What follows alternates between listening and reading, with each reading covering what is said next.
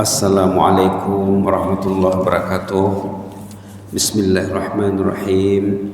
Alhamdulillahirabbil alamin wa bihi nasta'in ala umuri dunya waddin. Wassalatu wassalamu ala asyrafil mursalin wa ala alihi wa sahbihi ajma'in wa man tabi'ahum bi ihsan ila yaumiddin wa sallim tasliman katsira adada khalqihi ta'ala wa ridha nafsihi zinata arshihi wa midada kalimatihi kama yuhibbu rabbuna wa yarda. Subhanaka la ilma lana illa ma 'allamtana innaka antal alimul hakim. Subhanaka la ilma lana illa ma 'allamtana innaka antal alimul hakim. Subhanaka la ilma lana illa ma 'allamtana innaka antal alimul hakim. Rabbi shrah li sadri wa yassir li amri wahlul 'uqdatam min lisani yafqahu qawli.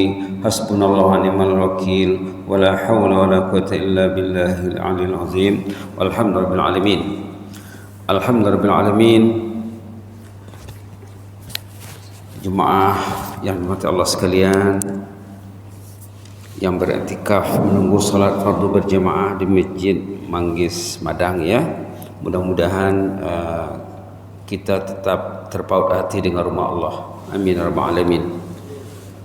Sempena menyambut hari raya Idul Adha, kita kemukakan satu tajuk tentang kisah Nabi Ibrahim Al-Khalil. Nabi Ibrahim Al-Khalil alaihissalam. Cerita baginda berada dalam unggun api. Cerita baginda ditunu ya. Unik ceritanya ini. Biasanya bila kita memperingati raya Idul Adha, biasanya diperingati penyembelihan anak baginda, yaitu Nabi Ismail. Memang ada dalam Quran ceritanya dalam surah As-Saffat. Nah, menyimak tentang cerita Nabi Ibrahim menyembelih anaknya ada dalam surah As-Saffati Saffa. Was-Saffati Saffa ya. Was-Saffati Saffat. Surah As-Saffat ini sesudah surah Yasin. Nah, kisahnya dalam halaman 449. Kisah Nabi Ibrahim disuruh menyembelih anaknya. Tapi saat pisau itu mau ditarik disembelih, tiba-tiba sembelihnya bertukar dengan kibasnya, dengan kibas yang dipilih Allah Subhanahu wa taala. Baik, ini cerita Nabi Ibrahim di dalam api. Subhanallah. Rupanya Nabi Ibrahim ini berada dalam unggun api itu seminggu lamanya. Seminggu. Tengok di sini ceritanya. Setelah para seteru Allah selesai menghumpankan Nabi Ibrahim alaihissalam ke dalam api, mereka memang tak menyadari mengenai seruan Allah terhadap api. Allah memerintahkan kepada api dalam surah Al-Anbiya ayat 69, ya naru kuni bardan wa salaman ala Ibrahim. Boleh lihat surah Al-Anbiya ceritanya. Ya naru kuni bardan wa salaman ala Ibrahim. Allah memerintahkan kepada api agar fungsi api bertukar menjadi sejuk. Halaman ayat 69, halaman 327. Halaman 327. Qulna ya naru kuni bardan wa salaman ala Ibrahim. Allah memerintahkan kepada api agar api itu sejuk seperti air, sejuk tapi menyelamatkan, bukan sejuk membuat Nabi Ibrahim di dalamnya contohnya lemas, tidak. Sejuk dan menjaga Nabi Ibrahim. Itulah musuh-musuh Allah menunggu selama seminggu, baru api itu berhenti. Seminggu dibakar. Setelah api itu reda, padam, dia orang sangka Nabi Ibrahim sudah jadi abu. Sangkaan mereka ya. Ternyata Nabi Ibrahim bersolat, Nabi Ibrahim sembahyang, subhanallah, beribadat di dalam api itu. Ini cerita, mereka berhasrat mengeluarkan baginda dari dalam api. Mereka yakin bahwa Nabi Ibrahim tinggal nama sudah menjadi habuk, dah hangus ya, dah jadi habuk ataupun arang, begitulah. Seperti yang dikatakan ahli ilmu dalam kisah Nabi Ibrahim, ternyata waktu musuh-musuh Allah mendekati api, Nabi Ibrahim didapati berdiri salat. Apa yang dapat kita ambil cerita di sini? Tengok keterangan penulis di sini ya. Wahai saudara seiman, sungguh jika si hamba menyadari bahwa Nabi Ibrahim alaihissalam sewaktu menghadapi keadaan seperti ini, unggun api memang disediakan khas untuk baginda. Baginda dikelilingi api dari segenap penjuru, namun baginda bersolat, beribadat dengan tenang di dalamnya, dengan izin Allah ya, dengan penjagaan Allah. Lepas itu penulis kisah ini bertanya sama kita, sangat menyedihkan katanya, Anda saksikan beberapa ramai dalam kalangan saudara kita, mungkin anak, mungkin istri, mungkin saudara, mungkin jiran ya, baik di timur maupun di barat katanya, mereka tergolong penganut Islam. Saudara-saudara kita semua Islam belaka, mereka tega mendengar panggilan azan dan malah azan berikutnya duduk di rumah, duduk di kedai, berjogging, bersukan, azan berkumandang, tapi tak ingat nak datang memenuhi panggilan azan. Nabi Ibrahim saja dalam api bersolat. Kita dalam keadaan aman, tentram, tidak sibuk, kadang-kadang lupa bersolat katanya. Ini pelajaran yang diambil di sini. Ditambahkannya lagi di sini, boleh jadi berlalu solat berjamaah, azan maghrib, azan isya, masjid sejuk, masjid selesa, masjid luas, tapi tak selesa duduk di masjid. Nabi Ibrahim dalam unggun api bersolat. Mungkin berlalu Jumat demi Jumat, minggu demi minggu, bulan berganti bulan, namun tak terlintas dalam hati mereka agar turut mendirikan solat di rumah Allah. Berapa kali azan didengar, tapi tak teringat datang ke rumah Allah. Wal iyazubillah katanya, artinya na'udzubillah, semua kita tidak seperti itulah, itu maksudnya ini. Ini adalah sejenis sekatan dan hijab yang dahsyat. Kata penulis itu, orang yang mendengar azan tapi tak peduli azan, ini orang itu tersekat, Allah sekat. Mungkin juga tergolong bala bencana yang besar. Dikira bala itu bukan penyakit jasmani saja, penyakit hati yang jauh dari rumah Allah, penyakit hati yang jauh dari kitab Allah, jauh dari mendekati orang yang saleh, jauh dari mendekati majelis ilmu. Yakinilah, dia memberi motivasi untuk orang yang datang nih. Yakinilah pada hakikatnya yang mendirikan salat berjemaah di rumah-rumah Allah dengan keindahan rasa takut dan kemanisan rasa khusyuk, orang ini adalah kekasih Allah, orang pilih Allah tuh. Boleh kita lihat alasannya dalam Quran ya, dalam surah Sajadah contohnya. Surah Sajadah kalau di masjid masjid Lambak Brakas sudah sering disorot surah Sajadah ini. Pasal di sana kuliahnya subuh hari Jumat. Boleh kita lihat halaman 416. Boleh dilihat halaman 416 ayat 12 dan 13. Surah Sajadah ayat 12 dan 13. Ini pada dasarnya cerita di sini cerita di hari kiamat. Ceritanya cerita hari kiamat. Boleh lihat jalan ceritanya macam mana. A'udzubillahi minasyaitonir rajim. Walau tara idzil mujrimuna nakisu ru'usihim 'inda rabbihim عند ربهم ربنا أبصرنا وسمعنا فارجعنا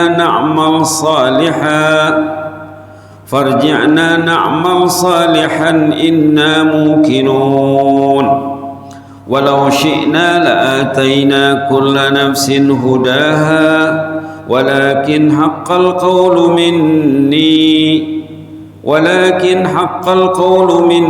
لأملأن جهنم من الجنة والناس أجمعين. Sadaqallahul azim. Nas'allahu al-afiyah. Ayat 12 ini cerita orang yang hidupnya cuai. Nanti bila di hari pembalasan menyesal, menangis, mengadu, merayu kepada Allah untuk kembali ke dunia beramal saleh. Ini ceritanya ini. Orang yang cuai, orang yang lalai, bahkan di sini dikatakan sebagai mujrim, penjahat. Walau tara, kalau kamu lihat saat orang-orang yang jahat itu menundukkan kepalanya di hadapan Allah, selalu seraya meminta kepada Allah, berdoa, Rabbana abasarna wa sami'na, meminta merayu kepada Allah, ya Allah kami sudah melihat realiti hari kiamat, wa sami'na, kami sudah mendengar kalammu sekarang, kami sudah mendengar perintahmu, farji'na na'mal salihan, kembalikanlah kami ke dunia, kami ingin beramal saleh. Yang tak ke masjid menyesal, nanti di sana minta nak hidup ke dunia, nak pergi ke masjid. Inna muqinun, kami sudah yakin sekarang, dah berada dalam negeri azab, baru yakin. Dah dia azab, baru yakin. Waktu dia senang sehat, nak yakin. Mereka meminta kembali ke dunia. Jawaban sudah ada di sini. Bila mereka minta apa dijawab? Ini jawaban Allah nanti di sana. Walau syi'na la'ataina kulla nafsin hudaha. Dulu kata Allah nanti di kemudian ya, kalau kami mau, kalau Allah mau, kalau Allah menghendaki, semua orang itu ke masjid. Semua ke masjid. Semua diberi bimbingan, semua diberi hidayah. La ataina kulla nafsin hudaha. Tetapi yang datang itu orang dipilih Allah saja. Orang yang datang, kalau dia datang dengan ilmu, datang itu mesti dengan ilmu ya. Kenapa dia mau datang? Allah pilih dia. Syi'na, Allah menghendakinya, Allah memilihnya. Tapi kebanyakannya tidak terpilih. Walau syi'na la ataina kulla nafsin, kalau kami mahu kata Allah, kami beri setiap orang itu motivasi untuk datang beribadat ke rumah Allah. Walakin, tetapi bukan begitu. Yang datang itu yang dipilih Allah saja. Haqqal qawlu minni, sudah mu'tamad keputusan Allah. La amla anna jahannam, neraka jahanam itu akan dipenuhi minal jinnati wan nasi ajma'in, majority manusia dan jin habuan neraka jahanam. Yang selamat minoriti kecil. Itu katakan di sini, yakinlah pada hakikatnya yang mendirikan solat berjamaah di rumah Allah dengan keindahan rasa takut dan dengan kemanisan khusyuk, mereka hanya kekasih pilihan Allah. Subhanallah. Seterusnya, mereka yang tersekat dari berbuat demikian, ya rumah Allah jauh di hatinya. Ini adalah satu tanda bahwa hingga saat ini dirinya belum tergolong kekasih Allah. Kekasih Allah akan dilindungi Allah. Kekasih Allah akan dijaga Allah. Banyak ayat lain, boleh juga dilihat ayat 257 surat Al-Baqarah ya. Ayat 257 surat Al-Baqarah juz 3 ayat sesudah ayat kursi. Satu ayat sesudah ayat kursi, halaman 43. Halaman 43. Ayat 257. Di atas sekali. A'udzubillahi minasyaitonir rajim. Allahu waliyul ladzina amanu. Allah melindungi orang yang beriman. Allah menjaga orang yang beriman. Allah itu pelindung bagi orang yang beriman. Yukhrijuhum minadh-dhulumati ilan nur. Allah mengeluarkan orang beriman dari suasana yang gelap menuju keadaan yang terang benderang. Ini dikatakan di sini, demi Allah, kebanyakan ahli keluarga kita sendiri kadang-kadang beliawanis, rata-rata dirintangi berbagai perkara atau faktor kelalaian. Rata-rata dirintangi oleh faktor kelalaian. Faktor ini pada dasarnya mubah atau harus. Tidak haram memegang media sosial itu. Pada dasarnya harus. Kalau kita rujuk khutbah Jumat mungkin 3 Jumat yang lalu, waktu menyorot jangan disalahgunakan media sosial. Di sana juga disebut boleh berinteraksi dengan media sosial itu, tapi jangan sempat melalaikan. Kalau melalaikan itu masalah. Namun mereka kelihatan sudah ketagih. Tidak perlu azan, tidak perlu masjid, tidak perlu Quran. Sudah ketagih melihat hal yang demikian baik dan tiada masalah. Dipikir tak ada masalah. Itu yang susah ya. Orang yang berada dalam masalah melihat dirinya tidak bermasalah itu susah. Yang senang orang tahu dia bermasalah dan dia berusaha membaiki dirinya. Itu senang.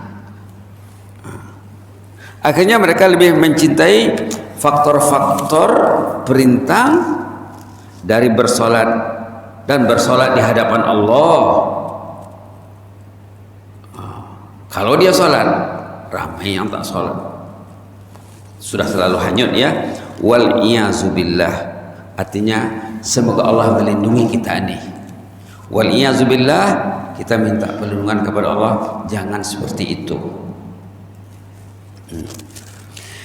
Jika kita coba menghayati kekasih Allah Nabi Ibrahim tadi ya, balik kepada cerita Nabi Ibrahim, umat kafir tersebut berduyun-duyun ingin mengerumuni Nabi Ibrahim. Setelah mereka menyediakan unggun api yang dahsyat, namun mereka sendiri menyaksikan keadaan dan kondisi individu yang mereka siksa tadi, karena mereka ingin membela berhala yang mereka sembah. Ternyata Khalilullah alaihissalam Ibrahim yang terbakar hanya tali pengikat jasadnya.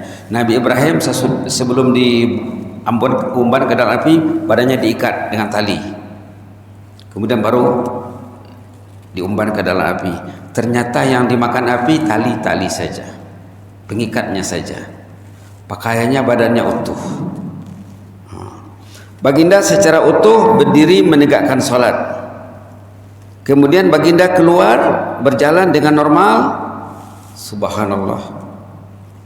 Kekasih Allah ini tanpa terkena jilatan api, tidak ada bekas jilatan api. Ada yang mengatakan dalam ceritanya bahwa bapak Nabi Ibrahim sendiri yang setuju anaknya dibakar, setelah melihat Nabi Ibrahim selamat, melihat Nabi Ibrahim bersolat, apa kata bapaknya? Ni'mar rabbu rabbuk, ni'mar rabbu rabbuka ya Ibrahim. Wahai Ibrahim, yang bisailah Tuhanmu itu, katanya. Yang baiklah usulnya Tuhanmu itu. Kau tidak ada kena apa-apa. Tapi setakat itu saja ya. Patutnya bila nampak Nabi Ibrahim dilindungi Allah, patutnya meyakini Allah lah ya. Tapi mereka tidak yakin juga. Saudara katanya, ketahui dan yakinilah bahwa Tuhan Nabi Ibrahim, yang disembah Nabi Ibrahim, yang menyelamatkan Nabi Ibrahim waktu ditunuh, adalah Tuhan kamu juga. Tidak ada yang lain. Maka saat anda berdiri bersolat, kalau kita solat, khasnya saat menyendiri, kalau kita bangun tahajud contohnya ya, adalah lebih baik cobalah nikmati keagungan dan kebesaran Allah. Kalau orang tu mau bangun tahajud, nikmatilah kebesaran Allah yang menjaga Nabi Ibrahim dalam api. Saya sembahyang selesai di rumah, tidak ada halangan, tidak ada gangguan. Nabi Ibrahim dalam api dia solat. Saya di rumah kenapa tak solat? Contohnya begitu. Coba juga amati betapa pentingnya beri kefakiran. Kita ini fakir, bergantung kepada Allah. Nabi Ibrahim karena tingginya rasa ketergantungan hatinya kepada Allah, karena tingginya rasa sifat tawakalnya kepada Allah, itulah Allah tolong dia. Orang itu semakin dekat kepada Allah, semakin tinggi rasa keterpautan hatinya kepada Allah, semakin bergantung kepada Allah, semakin banyak mendapat pertolongan Allah. Kalau Allah tidak ada di hati, hatinya tidak perlu memikirkan Allah, Allah biarkan dia. Biarlah azan berkumandang, as-salatu khairu minan naum. Orang itu kalau tidak dijaga Allah, terbalik terpulang ya, an-naum khairu minas salah. Salat lebih bagus daripada tidur. Ternyata kadang tidur lebih baik daripada salat. La haula quwwata illa billah. Ditegaskan lagi di sini, demi Allah Anda tidak akan keluar dari bilik munajat Anda. Orang yang munajat tahajud tadi, dia sudah bangun, Anda tidak akan keluar dari bilik munajat, pasti Anda sendiri telah mendapatkan hajat keperluan Anda. Nabi Ibrahim hajatnya diurus Allah semuanya, tidak terbakar, tidak hangus, tidak sakit, tidak ada apa-apa, diurus Allah semuanya. Kita kalau mau diurus Allah juga katanya, cobalah bangun, beribadahlah sendiri. Mungkin ahli keluarga masih tidur, istri masih tidur. Sebenarnya hajat kita banyak kepada Allah. Kebanyakan hajat kita akan ditunaikan Allah bila kita bangun tahajud. Banyak benda yang kita tuh tersekat pasal tidak tahajud. Hajat bekal utama Anda menghadap Allah. Malah Anda tak akan berupaya keluar dari bilik hanya dengan izin Allah. Malah saat Anda bersolat di tempat solat, Anda tidak mampu bangkit hanya dengan keizinan Allah. Ini dalam nih ya. Kenapa mau ke masjid dengan izin Allah? Kalau ke masjid itu dengan ilmu ya. Kenapa mau pegang Quran dengan izin Allah? Allah izinkan tangannya pegang Quran. Subhanallah. Jika si hamba menyadari bahwa kemanapun dia pergi hanya dengan kehendak Allah, niscaya dirinya akan sentiasa bergantung kepada Allah. Kita bernapas, kita hidup, kita sehat dengan dijaga Allah. Jasmani sehat dengan dijaga Allah, terhindar daripada penyakit wabak COVID-19 dengan perlindungan Allah. Maka wajarlah kita semakin mendekatkan diri kepada Allah. Dan juga jika dia memiliki akal yang matang, mengetahui natijah dari risiko sesuatu perbuatan, maka dirinya mesti memerlukan persiapan bekalan khas untuk menghadap Allah. Masalah yang paling besar yang akan kita hadapi, masalah saat kita menghadap Allah, sama ada waktu waktu nak bertarung dengan maut, kemudian menjelang alam barzah, masuk kubur, kemudian di padang mahsyar. Itu yang sangat penting kita perhatikan. Penting sangat kita perhatikan. Inilah sekelumit dari kisah Nabi Ibrahim waktu dibuang ke dalam api. Ternyata dia selamat selama seminggu. Baginda ditunuh, tidak ada apa-apa, tidak ada. Karena apa? Karena dijaga oleh Allah Subhanahu wa taala, dilindungi oleh Allah Subhanahu wa taala. Kenapa dia dilindungi? Dia ketergantungan hatinya, keterpautan hatinya kepada Allah sangat tinggi. Menurut kisahnya juga, sebelum Nabi Ibrahim dibuang ke dalam api, dalam kisahnya dikatakan datang Jibril nak memberi pertolongan.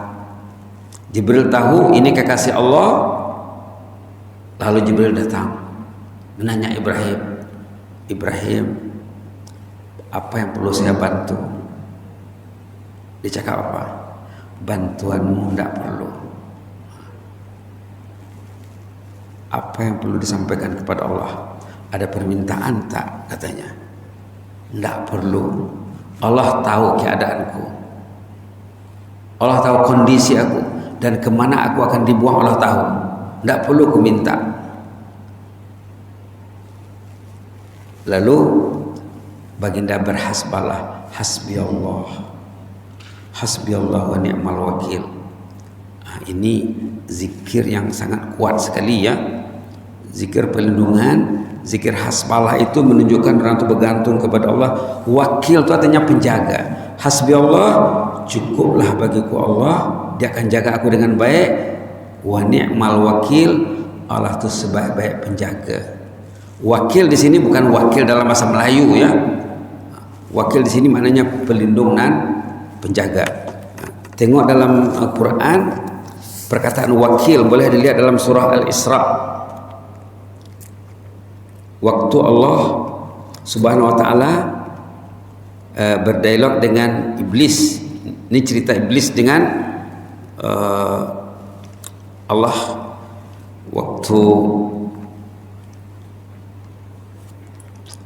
waktu iblis ingin menyesatkan semua manusia. Halaman 288 ayat 65. Tengok di sana ayat 65. Ini ketegasan penjelasan dari Allah kepada iblis. Pangkal ceritanya dari ayat 61. Pangkal ceritanya.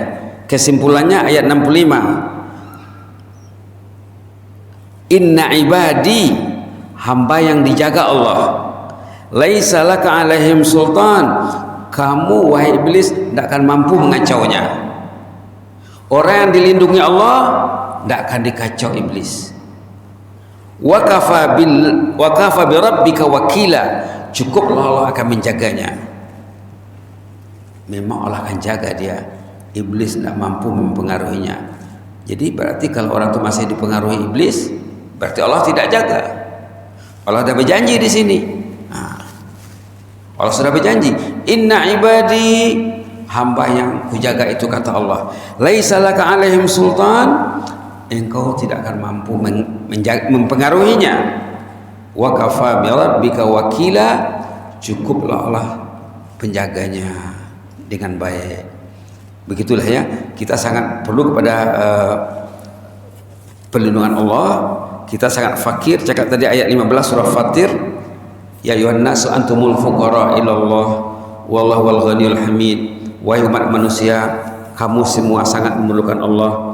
Allah itu maha kaya, maka kita berlindunglah kepada Tuhan yang maha kaya, maha rahman, maha rahim, maha penguasa ya, maha pengasih penyayang. Kalau kita betul-betul melindungi, minta perlindungan, Allah akan melindungi kita. Kita kena baca ayat zikir tadi banyak-banyak. Ada juga disebut dalam surah Ali Imran ya, hasbunallah wa ni'mal wakil, hasbunallah wa ni'mal wakil. Kalau yang dibaca Nabi Ibrahim itu hasbiyallah wa ni'mal wakil. Boleh dilihat halaman 72. Hasbunallah wa ni'mal wakil, hasbunallah wa ni'mal wakil. Cukuplah untuk kita Allah tempat kita perlindungan, tempat kita minta perlindungan. Wa ni'mal wakil, Allah itu sebaik-baik penjaga. Agar hati kita dekat dengan masjid, jangan tidur waktu azan, jangan tidak didengar azan, jangan berat langkah menuju rumah Allah, jangan rumah Allah jauh di hati. Agar kita dijaga oleh Allah untuk didekatkan Allah ke rumahnya, didekatkan Allah pada kitab sucinya, ditegakkan Allah untuk bermunajat khasnya di waktu sahur ya, di ujung malam. Mudah-mudahan kita dilindungi Allah Subhanahu wa taala.